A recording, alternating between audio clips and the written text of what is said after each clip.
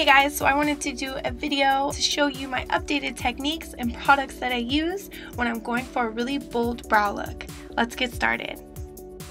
So whether I'm going for a natural or dramatic look with my brows, I always start off by filling them in with a little bit of powder. I'm also using this small angle brush from Anastasia Beverly Hills. It's my absolute favorite for the brows. So I get them nice and filled in to cover all of the sparse areas, and then I also take the powder and kind of fill them in beyond where the brows end. And I'm doing this because when I carve them out, I want to have like a really bold 3D look to them. Next, I always add a little bit of tinted brow gel. This isn't gonna make or break the look, but it's nice to just kind of comb the hairs and keep everything nice and neat and in place.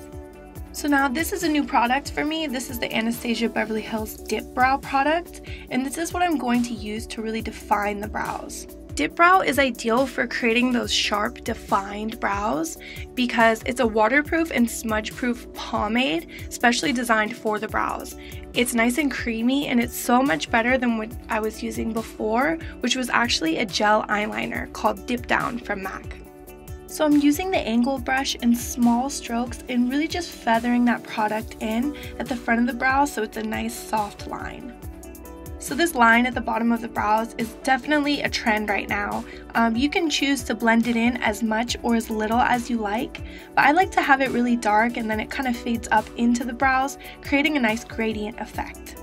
So next I take some concealer, any cream concealer that will do. You want something a little bit thick, and a small flat brush, and we're going to do what's known as carving out the brows. Basically what you're doing is outlining the brows with the concealer so it creates a nice sharp line, but you want to be careful and make sure that the concealer matches your foundation so you don't get that white line around your brows.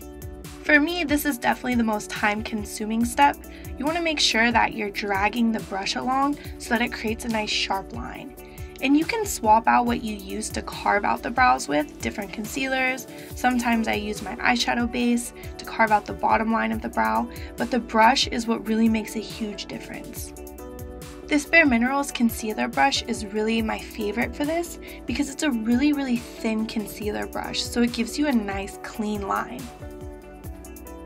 So you can see that I'm just going little by little, and I'm dipping the brush back into the concealer a lot because you kind of want to let it build up on the edge of the brush so it's creating a nice clean line. I forgot to mention earlier that I bleached my brows, which is pretty nice because then you can do more things with them because they're lighter, so I can do a more gradient look.